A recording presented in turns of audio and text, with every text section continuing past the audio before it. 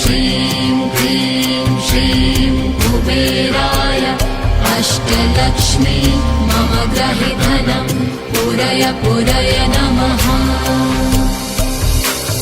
ॐ ह्रीं श्रीं क्लीं श्रीं कुबेराय अष्टलक्ष्मी मम गृहे धनं पूरय पूरय नमः।